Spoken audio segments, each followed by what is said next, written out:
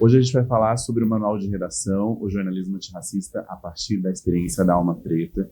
E quem está aqui comigo hoje para falar um pouquinho sobre isso, Pedro Borges, editor-chefe da Alma Preta, e um dos idealizadores aqui do manual, né, Pedro? Quando vocês pensaram no manual, o que vocês pensaram em trazer de diferente dos outros manuais de redação? Gui, a gente teve uma grande reflexão sobre o que seria esse manual de redação, né? A gente não queria fazer um manual que fosse um manual de cobertura de como não ser racista, com dicas, palavras que não podem ser utilizadas. Esse manual também responde a isso. A gente pensou muito em fazer um manual que fosse universal, que fosse, acima de tudo, jornalístico. A gente queria um documento que a gente pudesse guiar o nosso trabalho, mas que guiasse também o trabalho de qualquer outro profissional de imprensa, seja um profissional negro, que trabalha em uma mídia independente, uma outra mídia negra, ou que trabalha também em uma mídia corporativa, que sirva, é um esforço nosso, que sirva para a formação de jovens, estudantes. Então, o desejo inicial era esse. Aí a gente pensou em caminhos, né, para conseguir fazer isso. Acho que essa turma mais velha, assim, da Cugiro, Flavinho Carrança, com quem a gente mantém contato, conversa, sempre falou de que havia um desejo de ter um manual, de que seria importante, de ter uma discussão e tal.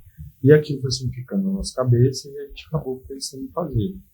E aí, para afinar um pouco esse projeto, essa ideia, a gente convidou principalmente a Ana Flávia Magalhães Pinto, que é jornalista, historiadora, hoje está à frente do Arquivo Nacional, e o professor Juarez Xavier, professor de jornalismo da Unesp, que acompanhou uma preta desde o início.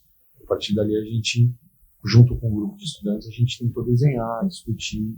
Então, havia esse primeiro desejo só. Agora, o como a gente chegaria foi uma coisa que foi totalmente construída a partir dos diálogos mesmo.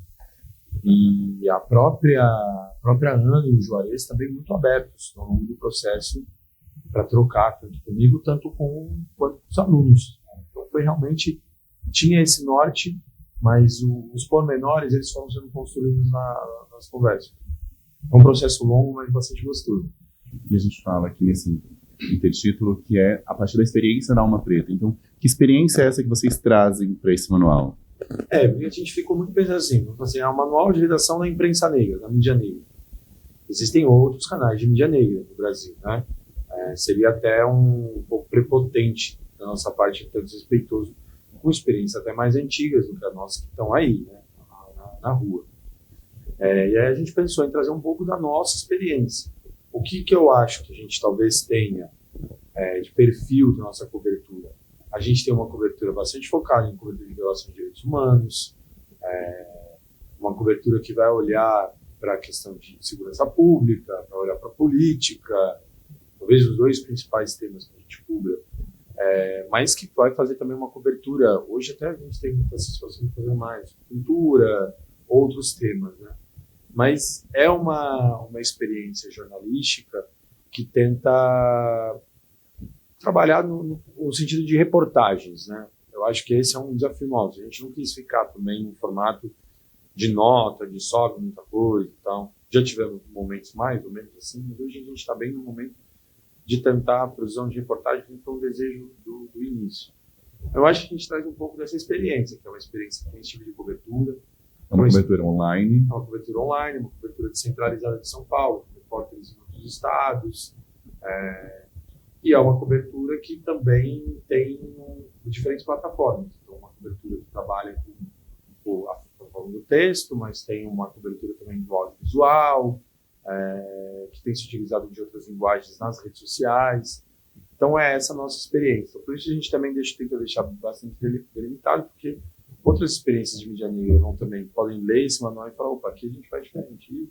E tá tudo bem, né? Acho que esse manual da experiência da Alma Preta provoque outros colegas na produção de outros manuais, que aí a gente vai ter, inclusive, possibilidade de dialogar, porque o manual de redação, ele não é uma coisa que está escrita na pedra, é uma coisa que está sempre em renovação.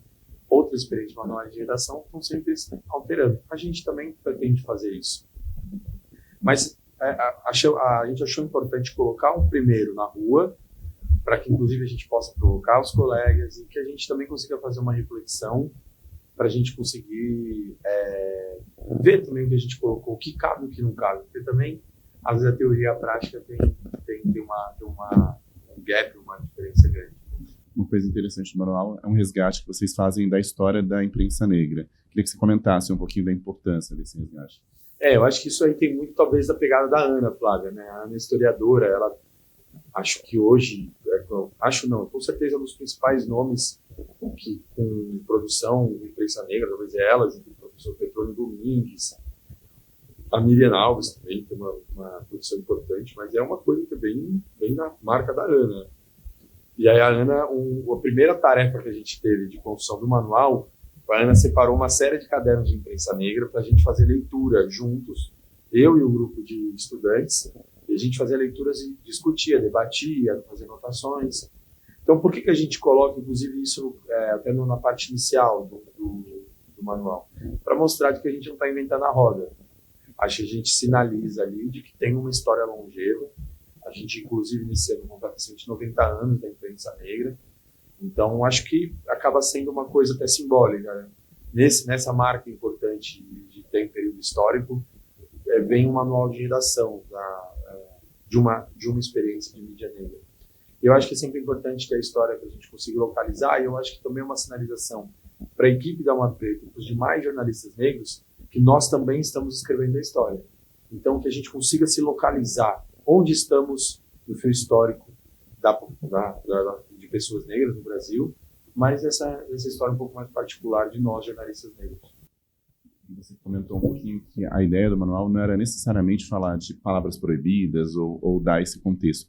Mas eu queria que você, então, desse exemplos do que traz o manual, que tipo de conteúdo a gente pode encontrar aqui, para além de um pouco dessa história da imprensa negra. Bom, várias coisas. Eu acho, primeiro, o nosso manual. A gente apresenta a linha editorial da Alma Preta, acho que isso é importante.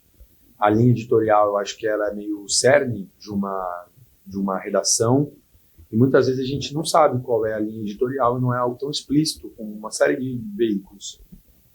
A gente tenta deixar isso bem explícito. E aí eu acho que a partir dali a gente faz uma discussão sobre o que a gente entende politicamente que é fazer jornalismo no Brasil. Existem... Não é o jornalismo que a gente aprendeu na faculdade, de imparcial. De jeito maneiro, de jeito nenhum, né? Na verdade é um jornalismo posicionado. Não, deixamos bastante nítido de que a gente não acredita na imparcialidade ou neutralidade do trabalho do fazer jornalístico, mas a gente acredita na objetividade. O fazer jornalismo é uma ciência social aplicada, exige técnica, exige reflexão e exige técnica. Exige você ter a habilidade de colocar aquilo em prática.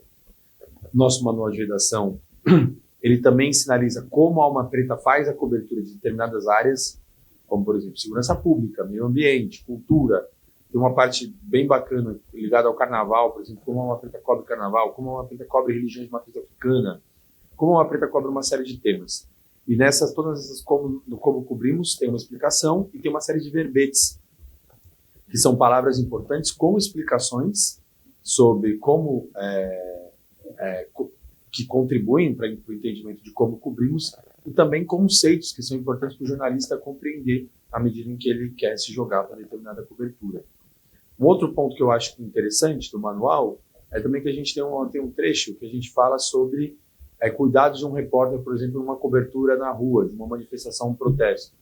Então a gente coloca, por exemplo, dicas de segurança, como o jornalista deve se preparar, o que o jornalista deve levar, dicas bastante práticas.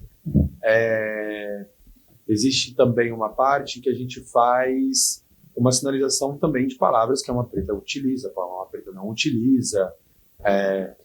Mesmo que isso a gente não quisesse resumir o manual a isso, existe também uma seção no que diz respeito a também palavras que utilizamos e palavras que não utilizamos. Cara, tem bastante coisa. Tem uma outra coisa que eu gosto bastante, que são os nossos critérios de noticiabilidade. O que é notícia para Alma Preta? Então a gente também coloca assim, quais são os pontos. O que faz um fato ser notícia para Alma Preta? Acho que esse também é um outro ponto interessante. Tem mais muita coisa, mas assim, de cabeça que me vem, eu destacaria isso. E vocês trouxeram também entrevistas com alguns jornalistas negros, né, que contribuíram para que o manual tivesse esse formato. uma das pessoas entrevistadas, eu sei que vocês entrevistaram jornalistas mais velhos, jornalistas mais novos, que contribuições que vieram dessas conversas? Junto das pesquisas que a gente fez com os cadernos de imprensa negra, as entrevistas e as pesquisas, elas estão talvez nas principais bases de sustentação para a gente conseguir chegar no manual. Óbvio, a gente também fez pesquisas de outros manuais de redação para a gente também conseguir ter uma referência e conseguir entender o que era um manual e se correspondia ou não à nossa expectativa. Mas as entrevistas, elas foram fundamentais. Porque, veja, quando as pessoas pensam, inclusive em jornalistas negros, pensam numa coisa muito segmentada, mas existe uma diferença enorme. Você é um jornalista negro e você cobre coisas completamente diferentes do que eu cubro. E outros jornalistas cobrem também, os jornalistas negros cobrem coisas muito diferentes. Tem pessoas especializadas em política, meio ambiente, na parte de cultura, e mesmo na parte de cultura, a gente tem moda, carnaval, música, história, cidades, memória, tem muita coisa. Então, todas essas conversas, elas foram muito importantes, principalmente para a gente desenvolver essa parte do como cobrimos determinadas áreas, a checagem de alguns verbetes, e, em alguma medida, todas as entrevistas foram importantes para a formulação política do que era esse manual, para que ele servia, e para a construção e formalização, e de uma maneira, uma consolidação da nossa linha editorial. Então, a gente fez questão de colocar no manual também o nome, uma mini bio de todas as pessoas que deram entrevistas, que checaram, porque quem pegar esse material vai ter uma dimensão de como é um trabalho hercúleo, o trabalho da imprensa negra, é um trabalho coletivo e um trabalho muito longo. A gente começou conversando desse histórico da imprensa negra, de como é algo que vem de muito longe. E eu acho que sinalizar essa quantidade de entrevistas foi também muito importante para mostrar como, mesmo que esse trabalho seja feito a partir da experiência da Alma Preta, ele vai para além da Alma Preta, porque mesmo que você tenha feito parte da Alma Preta, outras pessoas que nunca tiveram passagem no nosso cotidiano também contribuíram para esse processo. Ou seja, tem uma contribuição de um campo para a formulação desse documento.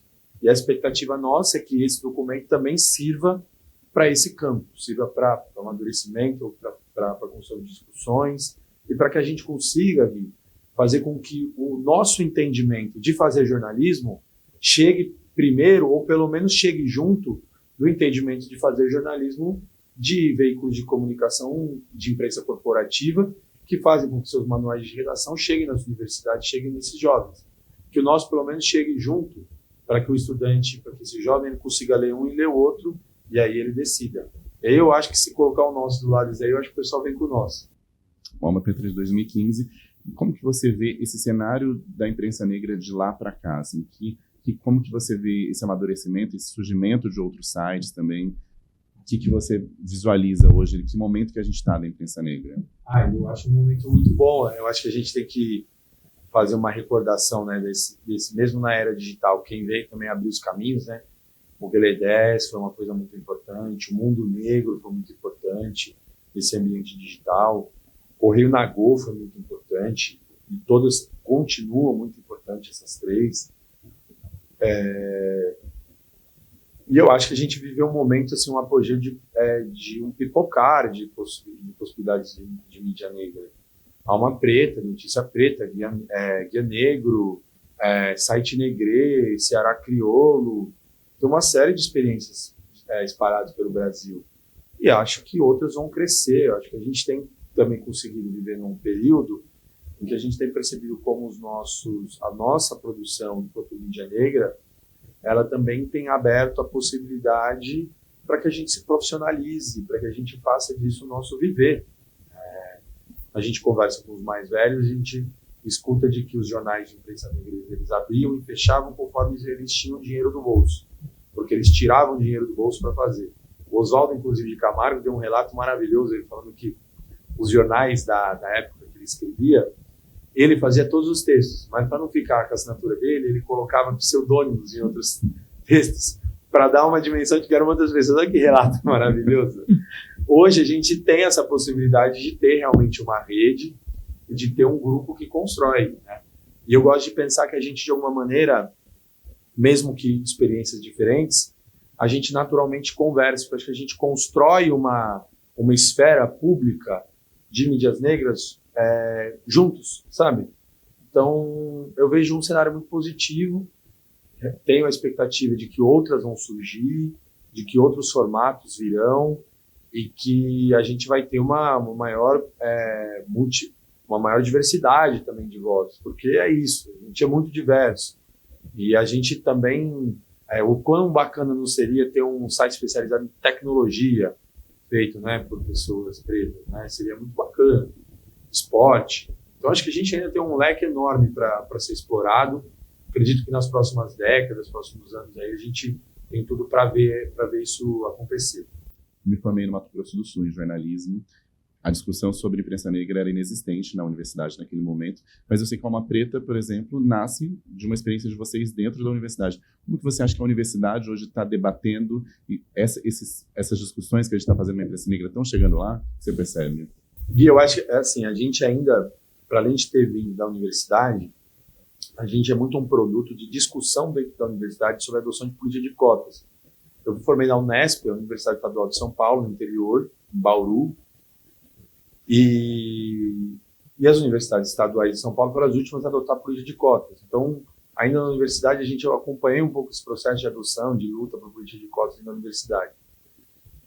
E aí, às vezes, eu tive que voltar para o campus da Unesp, cara, foi incrível ver muito mais estudantes negros do que na minha época. Eu imagino que na sua, também você deve ter, se não era o único, devia ser um dos pouquíssimos dentro da sua sala.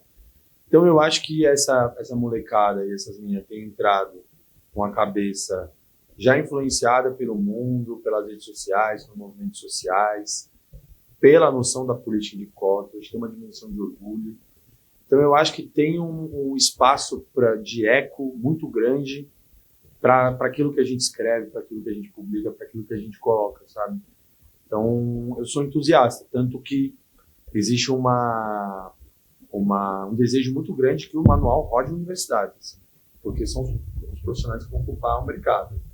É óbvio, a gente quer muito que rode também em redações, tem feito um esforço para isso. Deixa eu perguntar justamente isso, como vai ser essa distribuição, como que isso vai chegar nas pessoas que estão assistindo a gente e nas universidades e redações? A gente vai fazer alguns eventos aqui em São Paulo para distribuir o manual, a gente vai colocar também uma versão, essa versão que a gente tem, uma versão gratuita que a gente fez junto a partir de uma emenda parlamentar da bancada feminista mandada da cidade de São Paulo.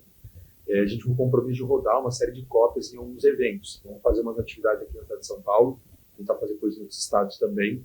Vamos colocar uma versão comercial para vender, para que as pessoas também de outros estados consigam comprar, consigam acessar e tudo mais. E estamos também conversando com o Ministério da Igualdade Racial, vamos tentar fazer conversa com a SECOM, o Ministério das Comunicações, para que a gente consiga pensar em estratégias para que esse manual rode, seja no serviço público, mas nas universidades federais do Brasil.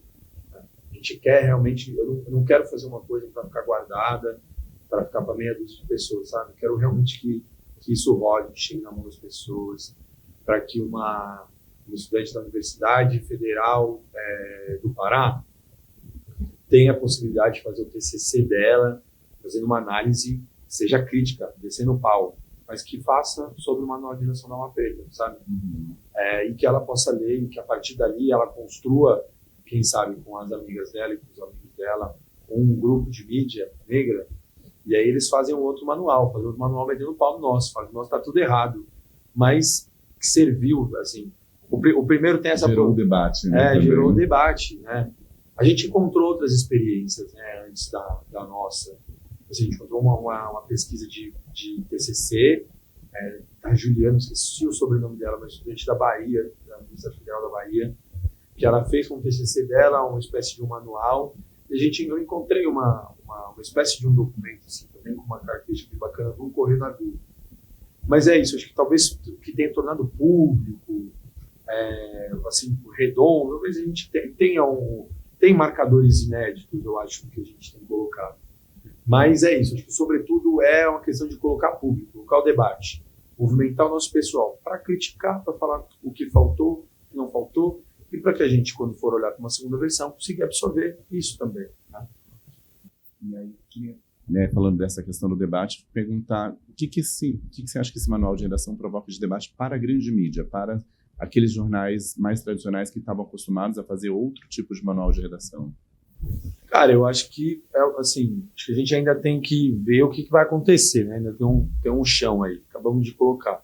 Mas a gente já tem algumas reações que eu achei bem interessantes. Alguns desses jornais, esses canais de comunicação, vieram entrar em contato para a gente pensar em atividades, diálogos com a redação, para tentar distribuir manual. Eu achei interessante. Mas é engraçado que já houve também até uma espécie de ataque, sabe? De algumas mídias mais conservadoras, mais à direita, sobretudo nesse momento tenso que a gente vive na política brasileira, a gente sabe que algumas mídias também foram muito para a direita, né? A gente não fala não para também para não dar ibope, mas que atacaram, falaram que era um absurdo. Então agora eu preciso de um manual para não ser racista. Bom, tem gente que nem com o manual na mão, né, Gui? Mas eu acho que já gerou uma movimentação também legal no debate desse espaço, sabe? Eu achei isso interessante também. Porque mesmo que seja para atacar, eles tiveram que colocar na boca a nossa coisa, sabe? Tiveram que se movimentar, tiveram que se dar o trabalho, tiveram que se doer, tiveram que se incomodar. O que a gente está colocando na rua. E, outro lado, a gente também viu algumas redações que se movimentaram. A gente já fez alguns diálogos com algumas redações. Por exemplo, a agência pública, a gente fez um papo com eles. Estamos organizando um papo também para fazer com o pessoal do Brasil de Fato. Essas daqui a gente fala o nome, né? E a gente quer fazer com outras também, que a gente espera que a gente consiga fazer, rodar e chegar na mão das pessoas. E a partir de agora, quais são os próximos passos com o manual? Eu lembro que a gente estava no lançamento do manual, você já estava pensando numa possibilidade de segundo, e o que você poderia trazer? Vocês já estão com ideias a partir desses lançamentos e das coisas que foram reverberando? Com certeza. Eu acho que tem algumas coisas que a gente olhou, que a gente viu que, por exemplo, faltou.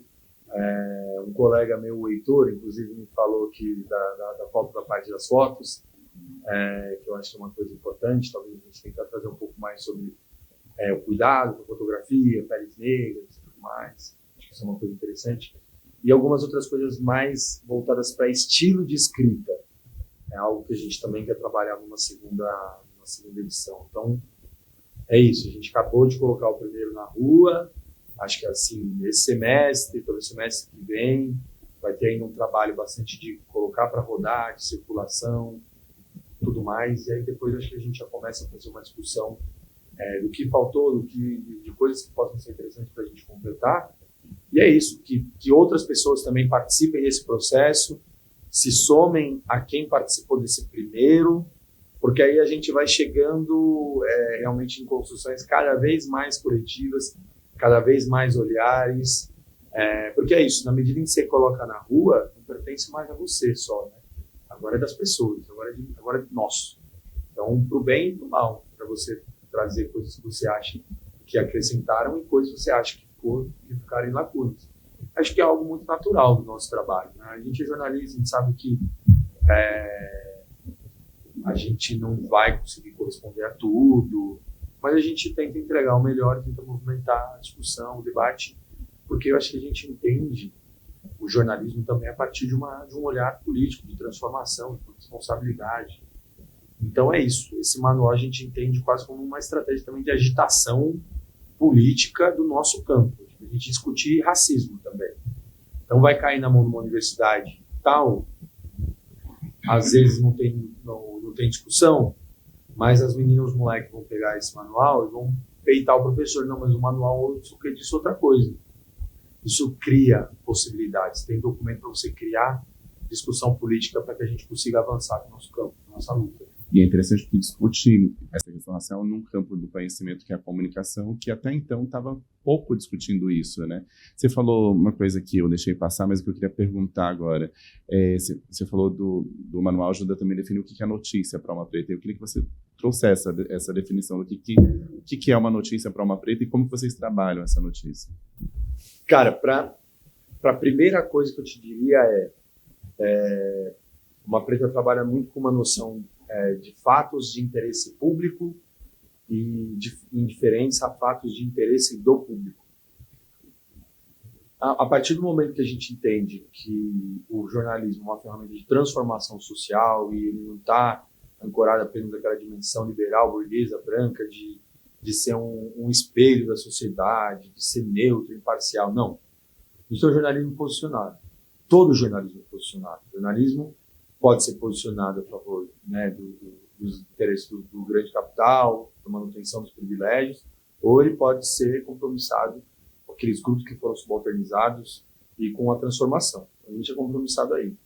A partir daí, a gente tenta entender o que é uma notícia para uma preta. Um fato que seja de interesse público.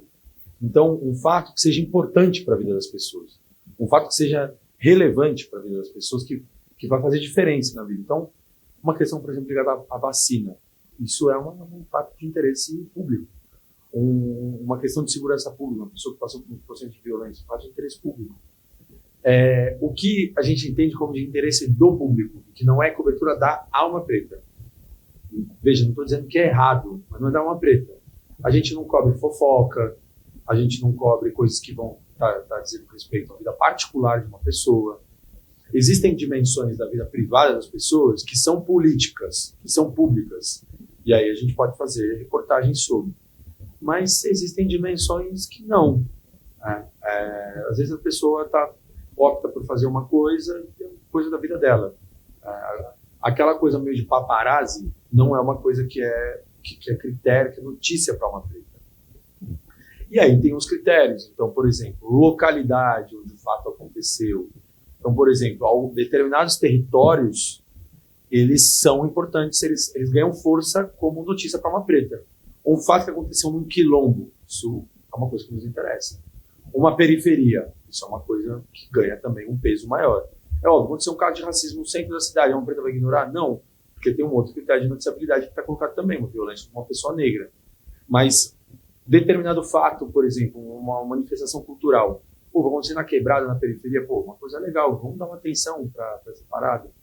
Então, situações locais, situações também que dizem respeito a isso que eu falei do interesse público, situações que dizem respeito também a um critério quase universal de jornalismo, a temporalidade, ou ao que aconteceu, que seja quente, frio, a depender disso. Não é algo exclusivo, mas é também um critério. Um determinado fato que possa acontecer com uma pessoa, vamos pôr aqui, de relevância para a nossa comunidade, é um incremento dentro da notícia. Aconteceu uma coisa, sei lá, com um jornalista negro importante. Vamos acompanhar isso aí, talvez isso também pareça a pena. Eu acho que esses são alguns dos critérios. Eu acho que a principal ponto para a gente, eu acho que o jornalista tem que, pelo menos dar uma preta, né? Mas tem que ter essa distinção do que é interesse público e do que é interesse do público. Essa é uma discussão que o Denis de Oliveira faz muito bem na universidade, o professor Denis. Ele tem um livro dele, Jornalismo e Emancipação, que é muito interessante. Ele faz essa discussão no livro. A gente, inclusive, referencia o livro dele também no manual. Também é uma outra referência nossa. Eu queria, inclusive, que você trouxesse essas referências do jornalismo da imprensa negra. Quem são as referências para vocês? A gente tem mais de 190 anos, tem uma centena de jornais aí, mas quem que vocês trazem como referência desse passado aí, desses jornais que já existiam? Cara, a gente tentou pegar jornais do século XIX e XX, e aí, de novo, a Ana, ela estudou muito o século XIX, porque as pesquisas de imprensa negra, elas foram muito focadas no século XX. Então, se tinha uma ideia de que o Menelik era o primeiro caderno de imprensa negra, porque foi o primeiro localizado, primeiro em São Paulo, mas nem em São Paulo ele foi o primeiro. Ele tem caderno do século XIX em São Paulo. Se não me engano, a Pátria, tem um outro de acho que é um ano depois da abolição da escravatura, 1889, que é o primeiro caderno em São Paulo, pelo menos até o momento localizado. Mas você tem outros cadernos. O primeiro é o Homem de Cor, de 1833, mas tem um outro que a gente acompanhou também bem legal do Rio Grande do Sul, que, se não me engano, o nome é O Tição, que é um dos mais longevos. Ele tem uma história bem interessante, esse jornal. Ele vai, se não me engano, até 1930. Esse também é um que a gente acompanha, mas a gente acompanha também experiências do século XX. A revista O Quilombo, do Dias do Nascimento, também é uma revista que a gente olha. A gente também olhou para alguns jornais também de Pernambuco. Então, por exemplo, um que eu adoro, cara, a experiência de Jumbai, que é um caderno maravilhoso. Agora não me recordo se é Recife ou Olinda, mas é um caderno maravilhoso. A Mônica Oliveira, inclusive, que é uma jornalista, faz parte das organizações de mulheres negras do Pernambuco, Ela participou também. Essa também é uma referência que a gente coloca no manual. Cara, foram muitos, assim, a gente tentou distribuir século 20, 19 e principalmente alguns estados que eram os estados mais pesquisados, né, que são os estados em que a gente tinha referência acadêmica, bibliográfica. Então, São Paulo, Rio de Janeiro, Bahia, Pernambuco, Rio Grande do Sul. Veja, tem uma abertura enorme ainda de muitos estados. Talvez no Mato Grosso do Sul, no Mato Grosso, no Pará, no Amazonas, a gente vai encontrar, às vezes, cadernos até mais ou talvez próximos do Homem de Cor. Anterior, eu acho difícil, mas por que não? Né? A imprensa vem para o Brasil em 1808 com a chegada da família real.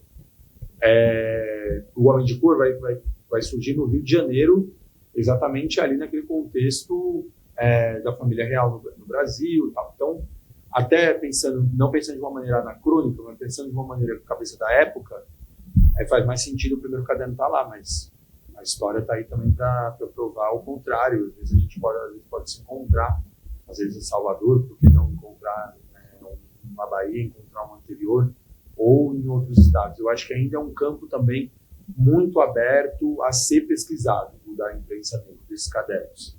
E quando você pensa em figuras jornalísticas que te inspiram, quem seriam? Cara, eu acho que, enfim, a Ana Flávia e o Juarez, sem dúvida.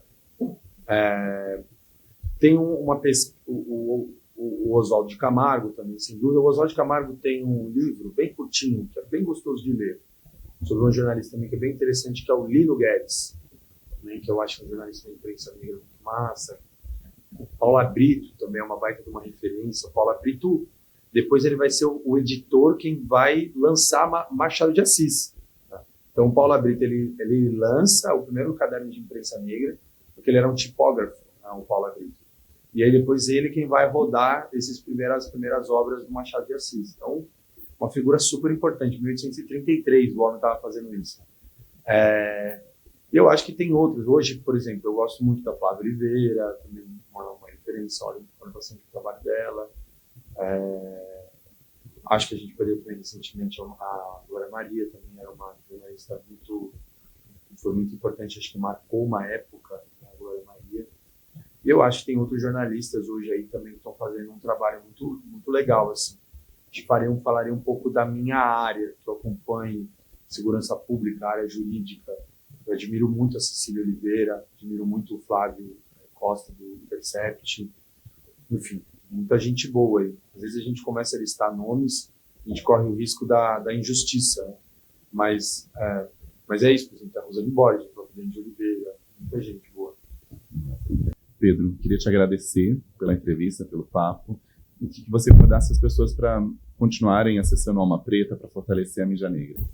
Foi um prazer aí, que bom. Obrigado a vocês por terem acompanhado a nossa conversa. É sempre um prazer conversar com o Guilherme. Acompanhem a Alma Preta. Hoje é muito importante que o público se engaje também nessa produção. Então, a participação de vocês é fundamental para que a gente consiga divulgar, disseminar o nosso material, que a gente consiga dar continuidade à nossa luta. Contamos com vocês. Obrigado, Pedro. Obrigado a todos vocês que estão acompanhando a gente até aqui. Se inscrevam no canal do Sindicato para acompanhar mais vídeos como esse.